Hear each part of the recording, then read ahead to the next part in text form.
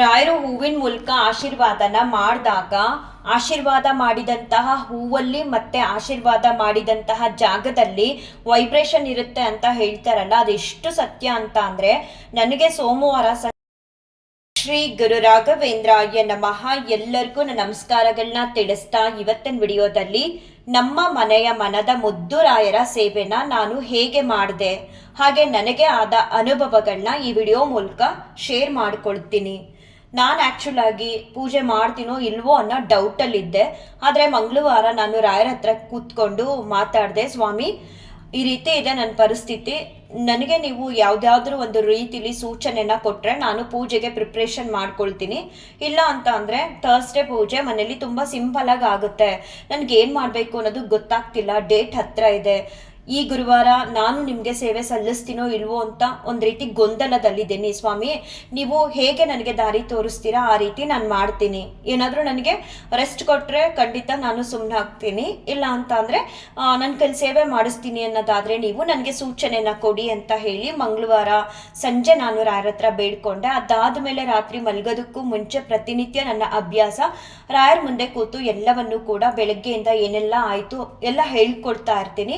ಮಂಗಳವಾರ ಕೂಡ ರಾಯರ ಹತ್ರ ಎಲ್ಲ ಹೇಳ್ಕೊಂಡು ಮತ್ತೆ ಇನ್ನೊಂದು ಬಾರಿ ಕೇಳ್ಕೊಂಡೆ, ಸ್ವಾಮಿ ನನಗೆ ಈ ಗುರುವಾರ ಪೂಜೆಗೆ ಅವಕಾಶ ಮಾಡಿಕೊಟ್ರೆ ಸ್ವಲ್ಪ ಬೇಗ ತಿಳಿಸ್ಕೊಡಿ. ಯಾಕಂತ ಅಂದರೆ ಎಲ್ಲಾನು ತಂದ್ಬಿಟ್ಟು ಪ್ರಿಪ್ರೇಷನ್ ಮಾಡಿಕೊಂಡು ನಾನು ಪೂಜೆ ಮಾಡದೇ ಇರೋ ಹಾಗೆ ಆಗಿಬಿಟ್ರೆ ಮನೇಲಿ ನನ್ನ ಮಗಳಿಗೆ ಒಂದು ರೀತಿ ಇಷ್ಟೆಲ್ಲ ಅಲಂಕಾರ ಮಾಡಿ ಪ್ರಸಾದಗಳನ್ನ ಮಾಡಿ ಪೂಜೆ ಮಾಡೋದಕ್ಕೆ ಆಗಲ್ಲ. ಹಾಗಾಗಿ ನನಗೆ ಹೇಗಾದರೂ ಸರಿ ಒಂದು ರೀತಿ ಸೂಚನೆನ ಕೊಡಿ, ನಾನು ಈ ಗುರುವಾರ ಪೂಜೆನ ಮಾಡ್ತೀನ, ಎಲ್ಲ ರೀತಿ ಪ್ರಿಪ್ರೇಷನ್ ಮಾಡ್ಕೋಬಹುದಾ ಅಂತ ಹೇಳಿ ಮತ್ತೆ ಇನ್ನೊಮ್ಮೆ ರಾಯರ ಹತ್ರ ಮಂಗಳವಾರ ಕೇಳಿ ಮಲ್ಕೊಂಡಿದ್ದು ಸ್ವಲ್ಪ ಹೊತ್ತಲ್ಲೇ ನನ್ನ ಕನಸಲ್ಲಿ ಕತ್ಲಲ್ಲಿ ಒಂದೆರಡು ಮೂರು ಬೃಂದಾವನಗಳು ಕಾಣಿಸ್ತು, ಅಂದರೆ ತುಳಸಿ ಕಟ್ಟೆಗಳು ಕಾಣಿಸ್ತು. ಸರಿ, ಅವಾಗ ನಾನು ಅಂದ್ಕೊಂಡೆ ಪೂಜೆ ಮಾಡ್ತೀನೇನೋ ಅಂತ ಅಂದ್ಕೊಂಡು ಒಂದು ರೀತಿ ಅಷ್ಟು ಸ್ಪಷ್ಟವಾಗಿ ರಾಘವೇಂದ್ರ ಸ್ವಾಮಿಯವರು ತೋರಿಸ್ಕೊಟ್ರು ಕೂಡ. ಬುಧವಾರ ದೇವ್ರ ಮನೆ ಎಲ್ಲ ಕ್ಲೀನ್ ಮಾಡಿಕೊಂಡೆ. ಮತ್ತೆ ಸಂಜೆ ನಾನು ಹೂ ತರೋದಕ್ಕೆ ಅಂತ ಹೋಗೋ ಟೈಮಲ್ಲೂ ರಾಯರ ಹತ್ರ ಕೇಳ್ಕೊಳ್ತಿದ್ದೆ ಏನಾಗುತ್ತೋ ನಾಳೆ ಸ್ವಾಮಿ ಅಂತ. ಆದರೆ ಆಲ್ರೆಡಿ ರಾಯರು ತೋರಿಸ್ಕೊಟ್ಟಿದ್ರು, ಆದರೂ ಎಲ್ಲೋ ಒಂದು ಕಡೆ ಮನಸ್ಸು ಗೊಂದಲದಲ್ಲೇ ಇತ್ತು.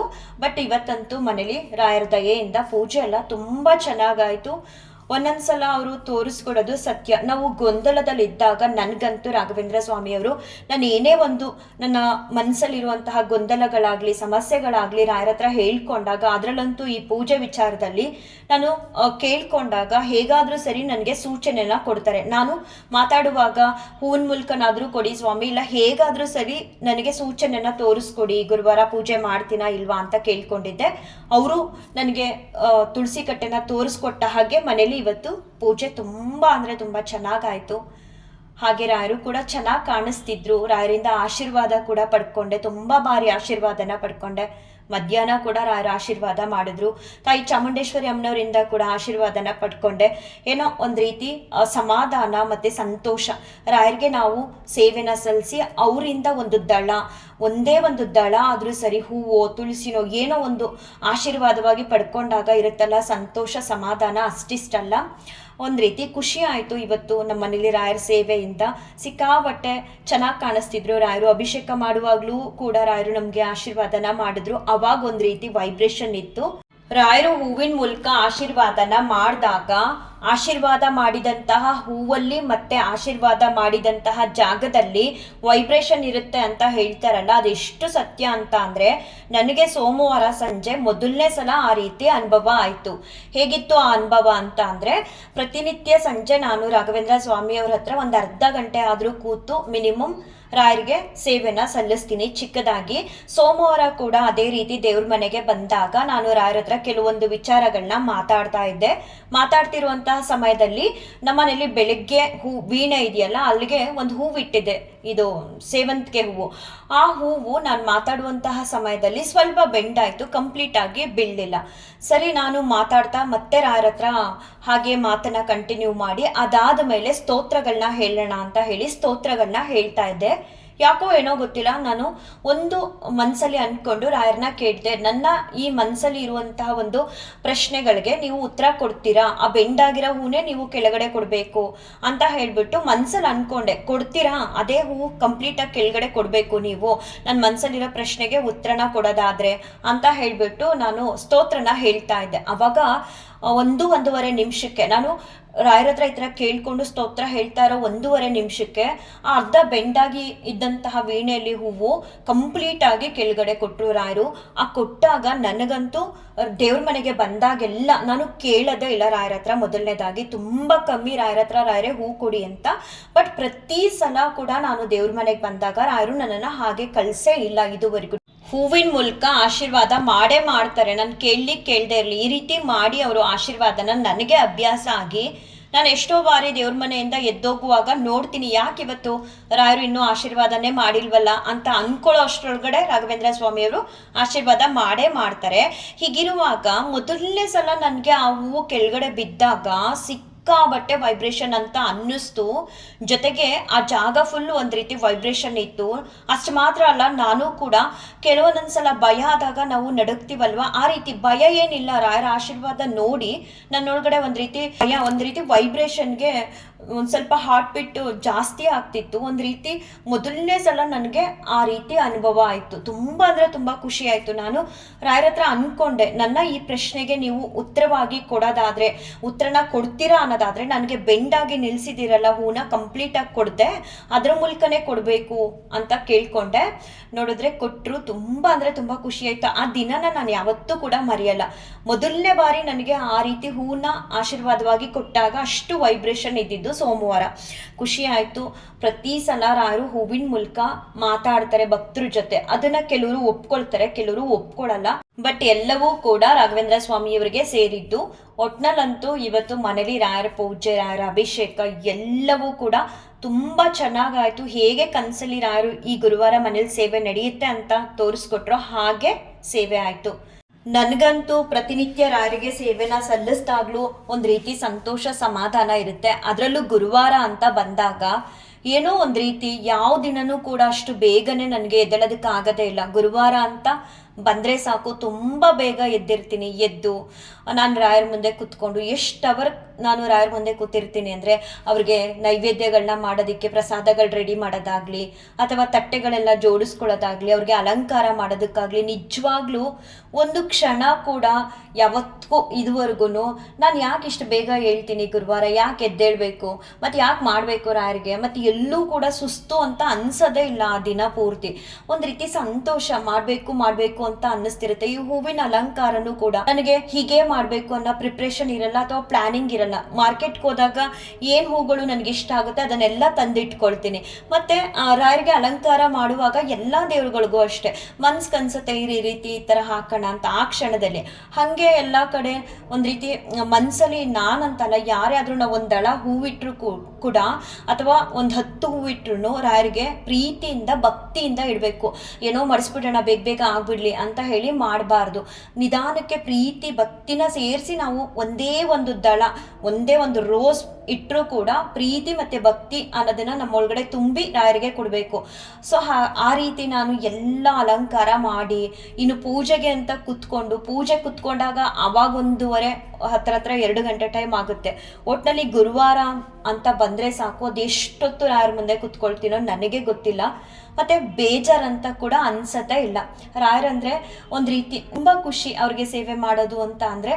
ಆ ಮನಸ್ಥಿತಿನ ರಾಯರು ನನಗೆ ಕೊಟ್ಟಿದ್ದಾರೆ. ನಾನು ಯಾವಾಗಲೂ ರಾಯರ ಹತ್ರ ಇವತ್ತು ಕೂಡ ನಾನು ಬೇಡ್ಕೊಂಡೆ, ಸ್ವಾಮಿ ಇನ್ನೂ ಹೆಚ್ಚಿನ ಭಕ್ತಿ ಮತ್ತು ಶ್ರದ್ಧೆ ಅನ್ನೋದನ್ನು ನನಗೆ ಕೊಡಬೇಕು ನೀವು ಅಂತ. ಯಾಕಂತ ಅಂದರೆ ಅಷ್ಟೊತ್ತೆಲ್ಲ ರಾಯರ ಮುಂದೆ ಕೂತಿದ್ದೀನಿ. ಇನ್ನೇನು ಪೂಜೆ ಎಲ್ಲ ಮುಗಿದು ಪ್ರದಕ್ಷಿಣೆ ನಮಸ್ಕಾರ ಮಾಡುವಾಗ ನನ್ನ ಮನ್ಸಿಗೆ ಅನ್ನಿಸ್ತಿತ್ತು, ನಾನು ಸ್ತೋತ್ರಗಳು ಹೇಳುವಾಗ ತುಂಬ ಸ್ಪೀಡ್ ಮಾಡ್ಕೊಬಿಟ್ನೇನೋ, ಬೇಗ ಆಗಲಿ ಅಂತ. ಅಭಿಷೇಕ ಮಾಡೋ ಸಮಯದಲ್ಲೂ ತುಂಬ ಬೇಗ ಮಾಡಿಬಿಟ್ನೇನೋ, ಸಮಾಧಾನನೇ ಅಂತ ಅನ್ನಿಸ್ತಿಲ್ಲ. ಇನ್ನೂ ನಿಧಾನಕ್ಕೆ ಮಾಡಬೇಕಿತ್ತು, ಇನ್ನೂ ಸ್ತೋತ್ರಗಳನ್ನ ಹೇಳಬೇಕಿತ್ತು ಅಂತ ಎಲ್ಲ ಅನ್ನಿಸ್ತಿತ್ತು. ಆಗ ಕೇಳ್ಕೊಳ್ತಿದ್ದೆ, ಇನ್ನೂ ಹೆಚ್ಚಿನ ಭಕ್ತಿ ಶ್ರದ್ಧೆನ ನನಗೆ ನೀವು ಕೊಡಬೇಕು ಅಂತ ಹೇಳ್ಬಿಟ್ಟು.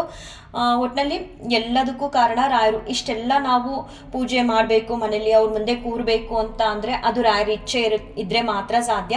ಏನೋ ರಾಯರ ದಯೆಯಿಂದ, ರಾಯರ ಇಚ್ಛೆಯಿಂದ ನನಗೆ ಆ ಒಂದು ಸೇವೆ ಮಾಡುವಂತಹ ಭಾಗ್ಯನ ರಾಯರು ಕೊಟ್ಟಿದ್ದಾರೆ.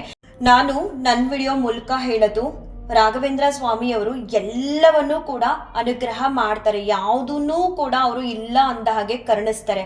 ಆದರೆ ಸಮಯ ಬೇಕು, ತಾಳ್ಮೆ ಬೇಕು, ಅವರು ಸೇವೆ ಮಾಡಬೇಕು. ನಾವು ಏನೂ ಕೂಡ ಮಾಡದೆ ರಾಘವೇಂದ್ರ ಸ್ವಾಮಿಯವರು ಅವ್ರಿಗೆಲ್ಲ ಒಳ್ಳೇದು ಮಾಡ್ತಿದ್ದಾರೆ, ನಮ್ಗೆ ಯಾಕೆ ಒಳ್ಳೇದು ಮಾಡ್ತಿಲ್ಲ, ಅಥವಾ ನಾವು ಇಷ್ಟೊಂದು ಪೂಜೆ ಪುನಸ್ಕಾರ ಮಾಡ್ತಿದ್ದೀವಿ ಆದರೂ ನಮ್ಗೆ ಯಾಕೆ ಒಳ್ಳೇದಾಗಿಲ್ಲ ಅಂತ ಎಲ್ಲ ಅಂದ್ಕೊಳ್ಳೋದಕ್ಕೆ ಹೋಗ್ಬಾರ್ದು. ಯಾಕಂತ ಅಂದರೆ ಇವಾಗ ನನ್ನ ಪಾಪಕರ್ಮಗಳೇ ಬೇರೆ ಬೇರೆ ರೀತಿ ಇರುತ್ತೆ, ಬೇರೆಯವ್ರ ಪಾಪಕರ್ಮಗಳೇ ಬೇರೆ ರೀತಿ ಇರುತ್ತೆ.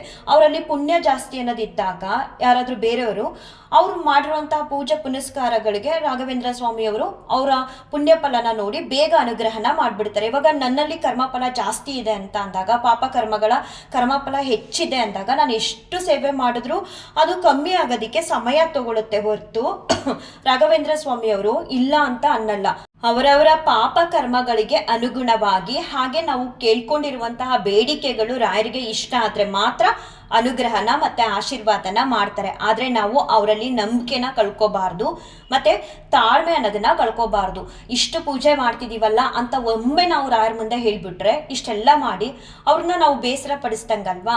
ಸೊ ಏನೂ ಹೇಳ್ಬಾರ್ದು, ಸ್ವಾಮಿ ಇದೆಲ್ಲ ನಿಮ್ಮ ಪರೀಕ್ಷೆ, ಇದೆಲ್ಲ ನಿಮ್ಮ ಇಚ್ಛೆ, ಸೇವೆ ಭಾಗ್ಯ ಕೊಟ್ಟಿದ್ದೀರಾ, ಸೇವೆ ಮಾಡ್ತಿದೀವಾ, ಯಥಾಶಕ್ತಿ ಹೀಗೆ ಮಾಡ್ಬೇಕಂತ ಏನಿಲ್ಲ. ಗುರುವಾರ ಅಂತ ಬಂದ್ರೆ ಸಾಕು, ರಾಯರ ಮುಂದೆ ನಿಂತು ನಮಸ್ಕರಿಸ್ಬಿಟ್ರೆ ಸಾಕು, ರಾಘವೇಂದ್ರ ಸ್ವಾಮಿಯವರ ನಾಮಸ್ಮರಣೆನ ಮಾಡಿ. ನಿಮಗೆ ಅನುಕೂಲ ಇದ್ದು ಸೇವೆ ಮಾಡೋ ಅವಕಾಶನ ಕೊಟ್ಟಿದ್ದಾರೆ ಅಂದ್ರೆ ಮಾಡಿ. ನಾವು ಮಾಡುವಂತಹ ಸೇವೆ ಯಾವತ್ತಿಗೂ ಕೂಡ ವ್ಯರ್ಥ ಆಗಲ್ಲ, ಅದಕ್ಕೆ ತಕ್ಕಾದಂತಹ ಫಲಗಳನ್ನ ರಾಘವೇಂದ್ರ ಸ್ವಾಮಿಯವರು ನಿಮಗೆ ಅನುಗ್ರಹನ ಮಾಡ್ತಾರೆ. ಯಾರೇ ಆದರೂ ಸರಿ, ನಾವು ಇಷ್ಟೆಲ್ಲ ಮಾಡ್ತಿದೀವಿ ರಾಯರ ಅನುಗ್ರಹ ಮಾಡ್ತಿಲ್ಲ ಅಂತ ಬೇಸರ ಮಾತ್ರ ಪಟ್ಕೋಬೇಡಿ. ಅವಾಗ ನಾವು ರಾಯರನ್ನ ಕೂಡ ಬೇಸರ ಪಡಿಸ್ದಂಗೆ ಆಗ್ಬಿಡುತ್ತೆ. ಇಷ್ಟೆಲ್ಲ ಮಾಡಿಬಿಟ್ಟು ನಿಮಗೆ ಇಷ್ಟೆಲ್ಲ ಮಾಡಿಬಿಟ್ಟು ಅಂತ ಹೇಳ್ದಂಗಾಗುತ್ತೆ. ಸೊ ಆ ರೀತಿ ಏನು ಹೇಳಕ್ ಹೋಗ್ಬೇಡಿ. ರಾಯರ ಮೇಲೆ ಭಕ್ತಿ ಶ್ರದ್ಧೆನ ಇಟ್ಟು ತಾಳ್ಮೆಯಿಂದ ಅವ್ರ ಸೇವೆನ ಮಾಡ್ತಾ ಹೋಗಿ, ರಾಯರು ಎಲ್ಲರಿಗೂ ಒಳ್ಳೇದು ಮಾಡ್ತಾರೆ.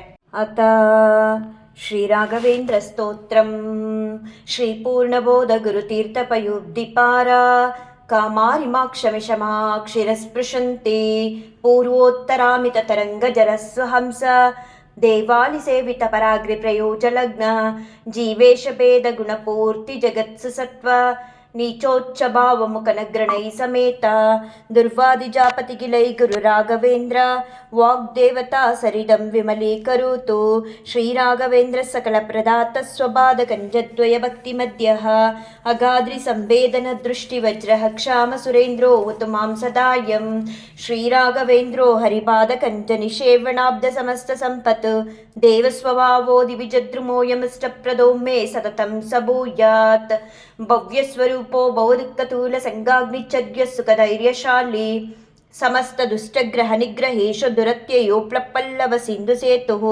ನಿರಸ್ತದೋಷೋ ನಿರವಧ್ಯ ವೇಷ ಪ್ರತ್ಯರ್ಥಿ ಮೋಕತ್ವ ನಿಧಾನ ಭಾಷಃ ವಿದ್ವತ್ ಪರಿಚಯ ಮಹಾವಿಶೇಷೋ ವಾಗ್ವೈಖರಿ ನಿರ್ಜಿತ ಭವ್ಯಶೇಷ ಸಂತಾನ ಸಂಪತ್ ಪರಿಶುದ್ಧ ಭಕ್ತಿ ವಿಜ್ಞಾನ ವಾಗ್ದೇಹ ಸುಪಾಠವಾದೀನ್ ತತ್ವಾ ಶರೀರೋತ್ತ ಸಮಸ್ತ ದೋಷಾನ್ ಹತ್ವೋಸನೋದ್ವದ್ ಗುರು ರಾಘವೇಂದ್ರ ಯತ್ಪಾದೋದಕ ಸಂಚಯ ಸುರನತಿ ಮುಖ್ಯಾಪಗ ಸಂದಿತ ಸಂಖ್ಯಾನುತ್ತಮ ಪುಣ್ಯ ಸಂಘ ವಿಲಸತ್ ಪ್ರಖ್ಯಾತ ಪುಣ್ಯವಾಹ ದುಸ್ತಾಪತ್ರೇ ಶಾಸನೋ ಭೂಮಿ ಮಹವಂದ್ಯ ಸುಭತ್ರಪ್ರದೋ ವ್ಯಂಗಸ್ವಂಗ ಸಮೃದ್ಧಿದೋ ಗ್ರಹಮಾ ಪಾಪಾಪಹಸ್ತಂ ಶ್ರೇಯೇ ಯತ್ಪಾದ ಕಂಜರಜಸಾ ಪರಿಭೂಷಿತಾಂಗ ಯತ್ಪಾದ ಪದ್ಮ ಮಧುಪಾಯಿತ ಮಾನಸಾಯೇ ಯತ್ಪಾದ ಪದ್ಮ ಪರಿಕೀರ್ತನ ಜೀರ್ಣ ವಾಚಃ ಸ್ತಬ್ಧಶನಂ ದುರಿತ ಕಾನನದಾವಭೂತಂ ಸರ್ವತಂತ್ರ ಸ್ವತಂತ್ರೋಸೋ ಶ್ರೀಮಧ್ವಮದಮರ್ದನಃ ವಿಜಯೇಂದ್ರ ಕರಾಬ್ಜೋತ್ರ ಸುಧೀಂದ್ರವರ ಪುತ್ರಕಃ ಶ್ರೀರಾಘವೇಂದ್ರೋ ಯತಿರಾಟ್ ಗುರುರ್ಮೇ ಸ್ಯಾದ್ಯ ಭಯಾಪಹ. ಯಾರಿಗೆಲ್ಲ ರಾಯರ ಸೇವೆನ ಮಾಡೋದಕ್ಕೆ ಆಗಿರಲ್ವೋ ನಿಮ್ಮ ಮನೆಗಳಲ್ಲಿ, ಅಂಥವರು ಇಲ್ಲೇ ರಾಯರ ಪೂಜೆನ ನೋಡಿ ಒಮ್ಮೆ ಕೈ ಮುಗಿದು ನಮಸ್ಕಾರ ಮಾಡ್ಕೊಳ್ಳಿ. ರಾಯರ ಆಶೀರ್ವಾದ ನಿಮ್ಮೆಲ್ಲರ ಮೇಲೂ ಇರಲಿ ಅಂತ ನಾನು ರಾಯರ ಹತ್ರ ಬೇಡ್ಕೊಳ್ತಾ ಈ ವಿಡಿಯೋನ ಎಂಡ್ ಮಾಡ್ತೀನಿ. ಶ್ರೀ ಕೃಷ್ಣಾರ್ಪಣಮಸ್ತು, ಶ್ರೀ ಕೃಷ್ಣಾರ್ಪಣಮಸ್ತು, ಶ್ರೀ ಕೃಷ್ಣಾರ್ಪಣಮಸ್ತು.